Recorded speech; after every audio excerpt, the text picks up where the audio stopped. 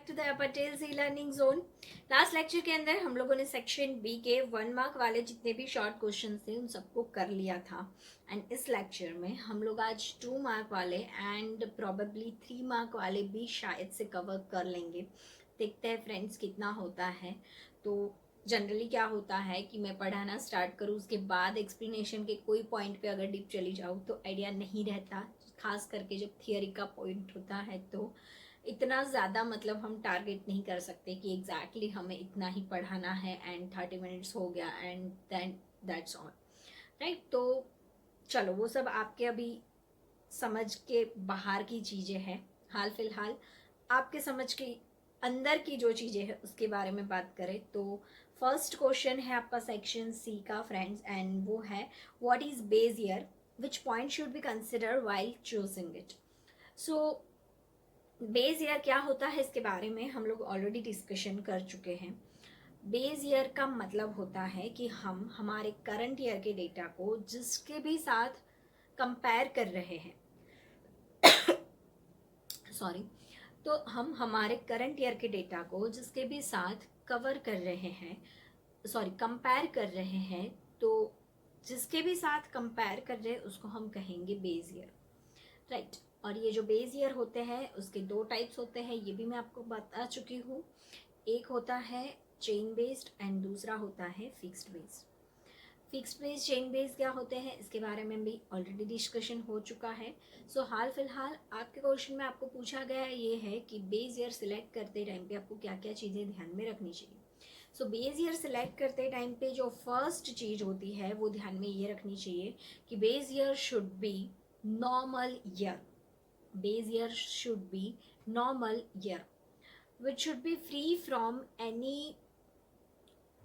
natural calamities, any political issues, any क्या बोल सकते हैं इसको, राइट्स, राइट समझते हो आप लोग, राइट्स वॉर, ऐसी कोई कंडीशन उसमें नहीं होनी चाहिए। And yes definitely you can add it now, any condition not should be like lockdown. अगर लॉकडाउन जैसी कोई कंडीशन है तो वो बेस ईयर डेफिनेटली नहीं चलेगा। सो जब भी आप बेस ईयर को सिलेक्ट करते हो तो उस टाइम पर आपको क्या ख्याल माइंड में क्लियर रखने चाहिए। सो फर्स्ट जो होता है वो है फ्रेंड्स कि base year should be normal. Second कि वो नेचुरल कैलमिटीज से फ्री होना चाहिए, पॉलिटिकल इश्यूज नहीं होने चाहिए, वॉर नहीं होने चाहिए। सेकेंड चीज़, बहुत ज़्यादा पुराना आपको बेस ईयर नहीं लेना है। ऑब्वियसली आप अपने जब 3 या 4 साल के थे, जब पढ़ना स्टार्ट किए थे, उस टाइम की मार्कशीट को जब अपनी बोर्ड्स की मार्कशीट के साथ कंपेयर करोगे तो ऑब्वियसली ये चीज़ फीजिबल नहीं होती है, राइट। तो ऐसे हमें भी बेस ईयर जो है उसको थोड़ा मतलब सोच समझ कर लेना चाहिए। सो बेस ईयर बहुत ज़्यादा पुराना नहीं होना चाहिए, ठीक है। आप इसको बेस ईयर भी बोल सकते हो, बेस ईयर भी बोल सकते हो, एज योर विश। मेरे को किसी की नकल करते करते अभी बेस ईयर बोलने की आदत हो गई है। Actually it's base year, okay. Next जो क्वेश्चन है आपका वो है state the characteristics of index number. Again this is the most important question. Index number के कुछ कैरेक्टरिस्टिक्स हमको लिखने हैं याद करके। एंड जैसे हमने सभी के कैरेक्टरिस्टिक्स पढ़े, किसी के भी बाकी नहीं रखे हैं। कोरिलेशन के भी पढ़े थे, मतलब कोरिलेशन कोएफिशिएंट के भी, कोरिलेशन रिग्रेशन कोएफिशिएंट के भी पढ़े थे। तो अब हम इंडेक्स नंबर के कैरेक्टरिस्टिक्स को बाकी क्यों रखेंगे, सही है ना। और ये भी इम्पोर्टेंट है, एग्ज़ाम में आपको ये 3 में से एक तो 110% पूछेंगे ही पूछेंगे। सो कैरेक्टरिस्टिक्स आपको हर एक चीज़ के कर लेने हैं compulsory without failure. So first जो कैरेक्टरिस्टिक्स है वो है कि ये एक एवरेज मेजर है। लाइक जैसे आप लोगों ने कल मैंने बोला कि इसमें जो वेटेड मीन है, वेटेड एवरेज है, वो सबसे ज़्यादा होती है और यूज़ होती है एंड सूटेबल भी सबसे ज़्यादा है। लाइक अप्रोप्रिएट अगर कौन सी एवरेज है ऐसा पूछते हैं तब भी हम वेटेड एवरेज लिखते थे। दैट मीन्स ये एक एवरेज मेजर है, ठीक है। सेकेंड चीज़ कि ये एक यूनिट फ्री मेजर है, ये एक यूनिट फ्री मेजर है। कभी भी आपको इंडेक्स नंबर के आंसर के पीछे कोई भी यूनिट लगाने की ज़रूरत नहीं है। Third characteristics, it is a relative major. Relative major का मतलब है कि आप कोई भी चीज़ को कंपैरिजन कर रहे हो। मैंने आपको कल रिलेटिव एंड एब्सोल्यूट ये दोनों के बीच का जो डिफरेंस होता है वो बताया था। मैंने आपको एक एग्जांपल दिया था, price of I think salt and price of sugar. तो सॉल्ट की जो प्राइस है वो मान लो कि 30 रुपीज़ है एंड 35 हो जाती है, जबकि शुगर की प्राइस है वो 40 रुपीज़ है एंड 45 हो जाती है। सो अगर एब्सोल्यूट चेंज देखें तो दोनों में ही 5 रुपये का चेंज है, मतलब 5 रुपये दोनों में बढ़ रहे हैं। तो यू कैन नॉट से कि दोनों का चेंजेस जो है वो इक्वल है, बिकॉज अगर एब्सोल्यूट वैल्यू देखते हो तो डेफिनेटली इक्वल आता है, बट अगर रिलेटिवली देखोगे then sugar has less price increase rate whereas salt has more price increase rate. I hope you can understand.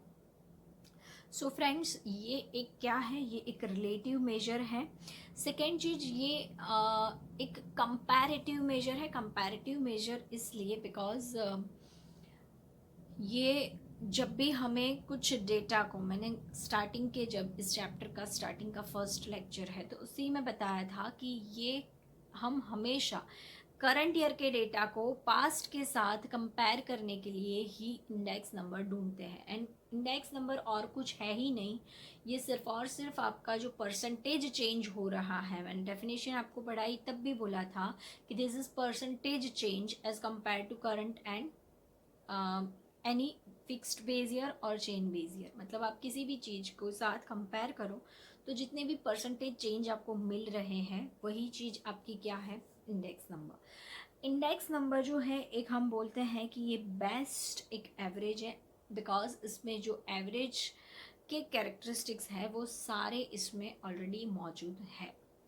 ठीक है, सो ऑलमोस्ट 3 4 या 5 जितने ही हैं जो मैं सारे कवर कर चुकी हूँ कैरेक्टरिस्टिक्स, आपको बुक में से मिल जाएंगे। आप बुक में से जो लंबे लंबे सेंटेंसेस होते हैं उसको अपने हिसाब से थोड़ा समझ के लिखोगे तो भी चलेगा, और एज इट इज़ अगर आप लर्न कर पाते हो वेल एंड गुड, कीजिए फ्रेंड्स। नेक्स्ट क्वेश्चन हम देखते हैं, क्वेश्चन नंबर 3, एंड वो है what is quantity index number. अब जनरली क्या होता है कि जब भी एक कंपनी होगी तो कंपनी अपने प्रॉफिट को कंपेयर करती है कि हमारा प्रॉफिट जो है वो इस बार कम हुआ एज़ कंपेयर टू पास्ट और बढ़ा। तो उस टाइम पर हो सकता है कि कभी कभी उनको प्राइस इंडेक्स के साथ साथ क्वांटिटी इंडेक्स भी फाइंड करना पड़ता है। मान लो कि प्रॉफिट कम आया है तो प्रॉफिट दो रीज़न से कम आया जा सकता है। फर्स्ट वन इज़ कि आपने जो रॉ मटेरियल यूज़ किया वो रॉ मटेरियल की प्राइस ज़्यादा हो। अगर बजटेड प्राइस से अगर रॉ मटेरियल आपने ज़्यादा प्राइस पे परचेज़ किया तो गलती है परचेज़ मैनेजर की। और सेकेंड गलती हो सकती है कि आपने जितना भी बजटेड क्वांटिटी, मतलब आपने प्रोडक्शन के लिए जितना रॉ मटेरियल एस्टिमेट किया था कि इतना रॉ मटेरियल लगेगा, अगर उससे ज़्यादा अगर आपने रॉ मटेरियल यूज़ किया है तो वहाँ पे प्रोडक्शन मैनेजर जो है उसका फॉल्ट है। तो ऐसे अलग अलग रीज़न से हमको अलग अलग तरीके का कंपैरिजन करना पड़ता है। तो जिस हिसाब से हम प्राइस इंडेक्स निकालते हैं उसी तरीके से हम क्या कर सकते हैं फ्रेंड्स, क्वांटिटी इंडेक्स नंबर भी निकाल सकते हैं। सो क्वांटिटी इंडेक्स नंबर कुछ भी नहीं है, आप वही लिखोगे जो पूरी प्राइस इंडेक्स की डेफिनेशन है, बट सिर्फ और सिर्फ उसमें prices of current and base year लिख रहे थे, यहाँ पर quantity of current and base year लिखोगे। So relative percentage change in quantities of an item of a different time period is called quantity index number. So काफ़ी easy है इसकी definition, और फार्मूला जो है वो तो सेम रहेगा। वैसे अभी तक मैंने एक भी फार्मूला की बात नहीं करी है, तो क्वांटिटी इंडेक्स नंबर की भी फार्मूला की बात अभी नहीं ही करते हैं। जब भी सम करेंगे तो साथ में सारे फार्मूलाज करने ही हैं। देन आफ्टर मूव करते हैं क्वेश्चन नंबर 4 पे, और क्वेश्चन नंबर 4 है what is weight in the construction of index number, state the type of weight. Friends, weight क्या होता है ये मैं 1 मार्क वाले क्वेश्चन में ऑलरेडी कवर कर चुकी हूँ। उस टाइम पे भी मैंने आपको टाइप्स ऑफ वेट बताए थे। टाइप्स ऑफ जो वेट है वो 2 होते हैं, एक्सप्लिसिट एंड इम्प्लिसिट, और उसमें भी मैं थोड़ा बहुत डिस्कशन कर चुकी थी कि एक्सप्लिसिट मतलब क्या। तो एक्सप्लिसिट मतलब जिसको हम एक्सप्रेस कर सकते हैं इन फॉर्म ऑफ नंबर्स, तो उसको कहेंगे हम explicit weight. Whereas implicit weight मतलब जिसको हम एक नंबर में शो नहीं कर सकते, मेजर नहीं कर सकते, तो उसको हम बोलेंगे इम्प्लिसिट वेट। देन आपका जो नेक्स्ट है क्वेश्चन नंबर 5, वो है why is Fisher's index number called ideal number. Friends, ये वाले क्वेश्चन का आंसर करने से पहले मैं बोलूँगी कि जनरली इंडेक्स नंबर 3 मेथड्स से मेजर किए जाते हैं। 3 अलग अलग लोगों ने मिलकर 3 अलग अलग इंडेक्स नंबर निकाले हुए हैं, लास्पेयर, पाशे एंड फिशर। अब लास्पेयर जो है, इन्होंने सारी बेस ईयर की जो वैल्यूज़ होती है क्वांटिटी, उसके अकॉर्डिंगली पूरा इंडेक्स नंबर निकाला है। पाशे जो है उसने करंट ईयर की क्वांटिटी को लेके इंडेक्स नंबर निकाला है। जबकि जो फिशर है वो दोनों का कॉम्बिनेशन है। एज यू नो कि हमेशा कॉम्बिनेशंस लास्ट में आते हैं और पहले 1 या 2 वॉट एवर जितने भी हैं उन सब के लिमिटेशंस को रिमूव करके फिर आते हैं। तो फिशर जो है उसने लास्ट में मतलब इंडेक्स नंबर बताया था, एंड उसने लास्पेयर एंड पाशे ये दोनों का कॉम्बिनेशन निकाला। सो आइडियली देखा जाए तो जो लास्पेयर के लिमिटेशंस थी वो पाशे में निकल गई, बट पाशे की लिमिटेशन थी वो लास्पेयर कवर अप कर रहा था। सो फिशर ने क्या किया कि मिलके दोनों को मिला के दोनों की एक दूसरे की जो लिमिटेशंस थी उसको हटा दी।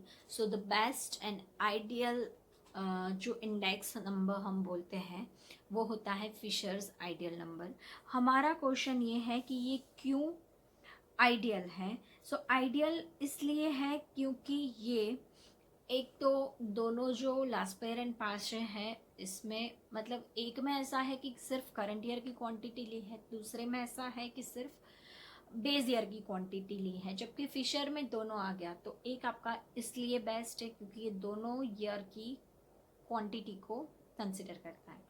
सेकेंड चीज कि ये एक one type of geometric mean है, एंड ज्योमेट्रिक मीन है तो कैलकुलेशन वाइज भी ये क्या रहेगा, इजी, एंड आपका जो भी आंसर आता है वो दोनों का एवरेज आएगा। सो ज्योमेट्रिक मीन है इसलिए भी ये एक क्या है, एक आइडियल इंडेक्स नंबर माना जाता है। सेकेंड जो चीज़ है वो ये है कि ये जो अपना मेन टेस्ट होता है, जो मैंने कल आपको 2 टेस्ट बताए थे, वो दोनों टेस्ट जो है क्वांटिटी और प्राइस के हिसाब से, तो वो दोनों टेस्ट के लिए ये अकॉर्डिंगली जा रहा है, बिकॉज ये इक्वली दोनों को ही सपोर्ट कर रहा है, प्राइस को एज वेल एज क्वांटिटी को। प्लस मैंने आपको बताया कि इसमें करंट ईयर की क्वांटिटी एंड पास्ट ईयर की क्वांटिटी मतलब जो बेस ईयर की क्वांटिटी है दोनों को ही कंसीडर कर रहे हैं। दैट मीन्स कि base year and current year दोनों को कंसिडर कर रहा है, प्लस प्राइस एंड क्वांटिटी इन दोनों को भी कंसिडर कर रहा है, and that is why the Fisher's index number is considered as ideal number, and this index number is free from any bias as it is a balance and adverse effect of the last pair and Paasche are removed. Already मैं आगे ये चीज़ cover कर चुकी, आपको बता दिया मैंने कि ये दोनों की लिमिटेशंस को हटा देते हैं। सो ओवरऑल ऐसे मिलके कुछ गिन चुन के 4 या 5 पॉइंट्स होंगे मैक्सिमम, इससे ज़्यादा नहीं हो पाएंगे। वैसे 2 मार्क के क्वेश्चन में आपको लिखना भी हाफ पेज जितना ही है। सो ऑलमोस्ट 4 पॉइंट्स आप लिखोगे तो 2 मार्क के क्वेश्चन के लिए मोर देन इनफ है। नेक्स्ट जो क्वेश्चन है वो है question number 6। Question number 6 important बोल सकते हैं। Explicit weight and implicit weight के बीच का डिफरेंस है। आई थिंक ये डिफरेंस मैं जो है आपको एक्सप्लेन कर चुकी हूँ। 2 मार्क के लिए आपको 2 या 3 ही पॉइंट्स लिखने ज़रूरी होते हैं। तो फर्स्ट आप मीनिंग लिखोगे कि एक्सप्लिसिट जो है उसको हम एक न्यूमेरिक फॉर्म में बता सकते हैं। इम्प्लिसिट वेट को हम एक्सप्रेस नहीं कर सकते, which can't be express in a numbers. Second चीज कैलकुलेशन की अगर बात करते हैं, सो इम्प्लिसिट जो है उसको हम कैलकुलेट ईजिली नहीं कर पाएंगे, बिकॉज कोई नंबर को इम्प्लिसिट नहीं कर पा रहे हैं इसलिए। वेरएज जो एक्सप्लिसिट है उसमें कैलकुलेशन ईजी बन जाएगी, बिकॉज कि एक्सप्लिसिट को हम नंबर में शो कर सकते हैं। देन न्यूमेरिकल प्रेजेंटेशन जो है तो इम्प्लिसिट में पॉसिबल है नहीं, वेर इज एक्सप्लिसिट में पॉसिबल है। ये आई थिंक रिपीट हुआ बिकॉज हम मीनिंग में भी यही चीज़ लिख रहे हैं कि इसको हम न्यूमेरिकल में प्रेजेंट कर सकते हैं, इसको नहीं कर सकते। अगेन आप ये वाला एक एडिशनल पॉइंट डालना चाहो तो डाल सकते हो। इनकेस 3 मार्क में ये क्वेश्चन सेम क्वेश्चन पूछता है तो आपका 2 पॉइंट से काम नहीं चलेगा। इन दैट केस आपका थर्ड पॉइंट ये रहेगा न्यूमेरिकल प्रेजेंटेशन। तो इम्प्लिसिट में नहीं हो सकता, एक्सप्लिसिट में हो सकता है। The 4 number point is a method. तो इसको मेथड के लिए कोई स्पेसिफाइड मेथड है नहीं, सो इम्प्लिसिट कोई अपने हिसाब से डिसाइड करेगा, कोई अपने हिसाब से, तो उस हिसाब से इम्प्लिसिट का स्पेसिफाइड मेथड ना होने के कारण सबका वेटेज अलग अलग जाएगा। जबकि एक्सप्लिसिट जो है उसमें हम प्रॉपरली नंबर्स दे रहे हैं, एंड बिकॉज ऑफ दिस जो कैलकुलेशन होगा वो प्रॉपर इजी होगा, और उसके लिए स्पेसिफाइड मेथड्स भी होती हैं। मेथड ये होती है कि हम जो भी चीज़ का इम्पोर्टेंस ज़्यादा है उसको ज़्यादा नंबर्स देंगे, जिस चीज़ का इम्पोर्टेंस कम है ऑब्वियसली हम उसको कम वेट देते हैं। राइट फ्रेंड्स, नेक्स्ट क्वेश्चन पे मूव करते हैं हम। Question number 7। आई थिंक मैं बहुत ज़्यादा स्पीड में पढ़ा रही हूँ आप लोगों को, तो आप लोग बोर होते होंगे, बट फ्रेंड्स क्या करें, जब थियरी होती है तो थोड़ा बहुत कंसंट्रेशन के साथ पढ़ना ही पड़ता है। अगर आप लोगों का दिमाग इधर उधर भागता रहेगा, इन दैट केस आप लोगों का जो पढ़ाई है, मतलब खास करके थियरी सम करते टाइम पे वैसे भी दिमाग इधर उधर नहीं भागता है, बिकॉज वहाँ पे कैलकुलेटर में और पेन के बीच में ही दिमाग रहता है कि ये कैलकुलेटर पर आया और ये लिखा, कैलकुलेटर पे आया और लिखा। बट जब भी आप थियरी पढ़ रहे हैं तो सुनने में भी कंटाला आता है, obviously I can understand, and concentration भी नहीं रहता, बट यही तो गेम है, आखिरकार आपको कंसंट्रेशन बनाना है। क्लियर? तो क्वेश्चन नंबर 7 जो है वो है the cost of living index number increased from 280। ओहो, ये सम्स है फ्रेंड्स, थियरी नहीं है। सो सेक्शन सी के जितने भी थियरी के क्वेश्चंस थे हमने कवर अप कर लिए हैं। नाउ सेक्शन डी के क्वेश्चन देखते हैं। तो उसमें फर्स्ट जो क्वेश्चन है वो है, आई थिंक थियरी आज हो जाएगी। सेक्शन सी की तो ऑलमोस्ट हो गई, एंड सेक्शन डी अब देखते हैं कितने क्वेश्चंस हैं। State the merit and limitation of fixed base number, sorry fixed base method. तो फिक्स्ड बेस मेथड में इसके मेरिट्स, इसके फायदे क्या है और इसके ड्रॉबैक्स क्या है।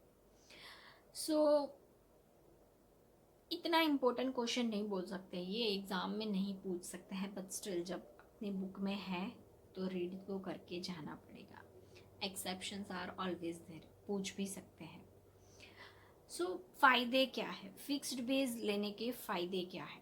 First of all calculation easy हो जाती है, बिकॉज आपको बार बार चेंजेस नहीं करने हैं बेस को, इसलिए। सेकेंड इसका बेनिफिट क्या है कि आप एक स्टेबल वैल्यू डिराइव कर सकते हो for the purpose of comparison, कि एक ही चीज़ के साथ आप हर अलग अलग चीज़ को कंपेयर कर रहे हो। सो आई थिंक माइंड में एक ज़्यादा क्लियर थॉट रहता है कि कौन आगे है, कौन से ईयर में आगे हो, कौन से ईयर में पीछे हो। बट देन यहाँ पे उसके कुछ डीमेरिट्स भी हैं, और डीमेरिट्स ये है कि बेस ईयर जब फिक्स्ड होता है तो उसको सिलेक्ट करने में बहुत ध्यान रखना पड़ेगा। अगर आपका बेस ईयर सिलेक्शन ही गलत है, इन दैट केस आपका सारा कैलकुलेशन, उसका इंटरप्रिटेशन, आप जो भी निकालते हो, रिजल्ट निकालते हो, सब कुछ गलत आएगा। सो ये इसका मेजर एक लिमिटेशन बोल सकते हैं। सेकेंड लिमिटेशन ये है कि हम हमेशा जो क्वालिटी चेंज हो रही है उसको ध्यान में नहीं रख रहे हैं, सिर्फ और सिर्फ क्वांटिटी देखते जा रहे हैं। तो यस, वो स्टैटिस्टिक्स में थोड़ा है तो ये रहेगा कि आप क्वालिटेटिव चीज़ों को इग्नोर कर रहे हो, बिकॉज हमेशा हम स्टैटिस्टिक्स में नंबर्स के साथ खेलेंगे। तो यस, ये तो ऐसे फिक्स्ड बेस हो या चेन बेस, ये लिमिटेशन तो रहने ही वाली है कि यहाँ पर आप क्वालिटी को इग्नोर करते हुए आप सिर्फ और सिर्फ मेन फोकस जो है आपका वो क्वांटिटेटिव नंबर्स पे रहेगा।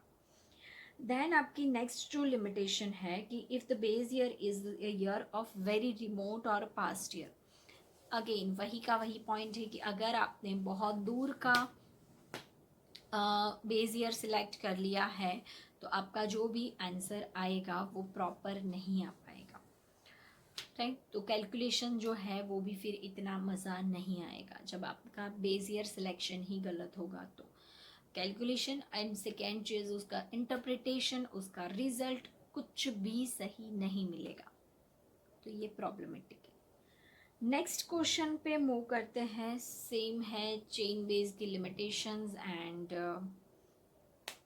Merits. I think fixed base का जो भी मेरिट्स एंड डीमेरिट्स का हमने डिस्कशन किया, इसके बेसिस पर आप लोग चेन बेस का समझ सकते हो। Do it in homework. अगर डाउट आता है let me know in the comment section, separate video या फिर नेक्स्ट वीडियो में मैं आपको ये एक्सप्लेन कर दूँगी। ऐसे अभी क्या है, बार बार वही की वही चीज़ें बोलने से आप लोगों को भी बोरिंग फील होता होगा, मुझे भी अच्छा नहीं लगता है, तो इसीलिए हाल फिलहाल स्किप कर रही हूँ। अगर समझ में नहीं आता है डेफिनेटली कमेंट में बताओ या पर्सनल व्हाट्सएप पे मैसेज करके बताओ, तो डेफिनेटली सॉल्यूशन आ जाएगा। नेक्स्ट जो क्वेश्चन है वो है give the difference between fixed base and chain base. ना करवाओ, ये बिल्कुल ना करवाओ। कल बहुत बार ये चीज़ एक्सप्लेन कर चुकी हूँ कि दोनों के बीच में डिफरेंस क्या है, राइट। तो ये चीज़ आप अपने आप भी लिख सकते हो। वैसे इसको तो आपको देखने की या रीड करने की भी ज़रूरत आई थिंक नहीं पड़ेगी। यस, अगर आप चाहते हो कि मैं इसके पॉइंट्स बता दूँ आपको कि डिफरेंस में कितने कितने पॉइंट्स लिखने हैं, तो कमेंट में बता देना या अगेन कैसे भी कांटेक्ट करके बता देना, तो मैं आपको पॉइंट्स जो है, पॉइंट्स ऑफ द डिफरेंस वो दिखा दूँगी। देन जो नेक्स्ट क्वेश्चन है वो है give the meaning of cost of living index number and state the points to be consider for its construction. So index number, cost of living index number जब आप construct करते हो तो क्या क्या चीज़ें आपको कंसिडर करनी है। State the points to be consider for the construction. Yes, तो कौन कौन से पॉइंट्स आपको ध्यान में रखने हैं वो सब कुछ आपको लिखना है। Now cost of living index number क्या होता है ये कल बता चुकी थी कि एक आइडियल सिचुएशन में एक इंसान को जीने के पीछे, उसके फैमिली बजट के पीछे जितना खर्चा जाता है उसको हम कहते हैं कॉस्ट ऑफ लिविंग। और उसके लिए जो भी कंपैरेटिव मेजर निकालते हैं, मतलब करंट ईयर का एंड उसको कंपैरिजन में बेस ईयर के साथ कंपेयर करके जो भी निकालते हैं सिचुएशन के हिसाब से, तो उसको कहते हैं cost of living index number. Calculate करते टाइम पे आपको नंबर 1 ध्यान रखना है पर्पस, कि आपका main purpose cost of living index ढूंढने के पीछे क्या है। अलग अलग पर्पस हो सकते हैं, डिफरेंट डिफरेंट पर्पस होते हैं। कभी गवर्नमेंट अपने एम्प्लॉयज़ के सैलरी बढ़ानी होती है तब देखते हैं, तो कभी मतलब जो प्रोड्यूसर होते हैं उसको प्राइस डिसाइड करनी होती है तब भी वो लोग भी देखते हैं, क्योंकि अगर प्राइस उन्होंने ज़रूरत से ज़्यादा बढ़ा दी तो उसके जो प्रोडक्ट है उसकी डिमांड कम हो जाएगी, और अगर उन्होंने प्राइस जितनी बढ़ानी चाहिए थी उतनी नहीं बढ़ाई तो उनको लॉस होगा। तो प्राइस डिटरमाइन करते टाइम पे भी कॉस्ट ऑफ लिविंग इंडेक्स को देखा जाता है। तो यस, पर्पस जो है क्या है आपका कॉस्ट ऑफ लिविंग इंडेक्स का वो ध्यान में रखना चाहिए। नंबर 2, फैमिली बजट इंक्वायरी, मतलब कि कितनी आपका जो फैमिली में मेनली एक्सपेंसेस अपने कैसे होते हैं। तो कल भी बताए थे मैंने कि food expenses, fuel expenses, rent expenses, ऐसे अलग अलग टाइप के हमारे एक्सपेंसेस होते हैं। तो उसमें हमारे बेसिकली कितने क्लासिफिकेशन है, हमारे जो कंजम्पशन एक्सपेंडिचर है, लाइफ को सर्वाइवल के लिए जितने भी एक्सपेंसेस हैं, हमें उसका क्या कर देना है, बाइफर्केशन कर देना है। और वो बाइफर्केशन को ध्यान में लेते हुए हमको फिर cost of living index number ढूंढना है। नंबर 3 पे आता है प्राइस अवेलेबिलिटी ऑफ आइटम्स। हमने जितनी भी आइटम्स ले रखी है, इन सब की प्राइस क्या है उसके बारे में इंफॉर्मेशन चाहिए फॉर दोनों ईयर, मतलब कि current year as well as base year. Next जो है वो है बेस ईयर। तो बेस ईयर कैसे सिलेक्ट करोगे, अगेन वो चीज़ आपको ध्यान में लेनी है। नेक्स्ट कैसे सिलेक्ट करना है ये मैं आगे समझा चुकी हूँ आपको अभी। उसके बाद है एवरेज। तो एवरेज आपको कौन सी लेनी है, you can take weighted average, you can take geometric mean. दो ऑप्शन है यहाँ पर आपके पास, उसमें से दोनों में से जो भी सूटेबल मेथड होगा वो लेने की। उसके बाद वेट देने की होते हैं। जब भी आप वेटेड मीन लोगे, weighted average, in that case आपको वेट देना पड़ेगा। तो वेट अगेन आपको उसके इम्पोर्टेंस के अकॉर्डिंगली देना होता है। उसके बाद है selection of weighted average method और सिलेक्शन ऑफ ज्योमेट्रिक मीन। अच्छा, वेटेड एवरेज मेथड में भी दो टाइप होते हैं, एक होता है फैमिली बजट मेथड और दूसरा होता है टोटल एक्सपेंडिचर मेथड। बहुत सारी अलग अलग मेथड के सम आने वाले हैं। आई थिंक तुम लोग काफ़ी बोर हो चुके हो। एक्चुअली ये सेक्शन डी में मैंने कितने क्वेश्चन, 4 पढ़ाए, 4 में से एक भी काम का नहीं है। मतलब इसीलिए मेरे को भी इतना पढ़ाने में मज़ा नहीं आता है। बट यस, एक काम करो आप लोग, ये थियरी जो है इसको देख लो एंड लेट मी नो अगर कुछ डाउट आता है तो। बिकॉज वही की वही बातें हैं, cost of living index number को कंस्ट्रक्ट करने के टाइम पे क्या क्या चीज़ें ध्यान में लेनी, उसके यूज़ क्या है, वही के वही। हर एक क्वेश्चन में आंसर रिपीटेशन ही रिपीटेशन है। बट येस, मेक श्योर करो कि cost of living index number के बारे में जितनी भी इंफॉर्मेशन टेक्स्ट बुक में दे रखी है उसको अच्छे से एक बार पूरी रीड कर लो। नहीं समझ में आता है तो पूछो, वैसे नहीं समझ में आया ऐसा कुछ है नहीं। So friends,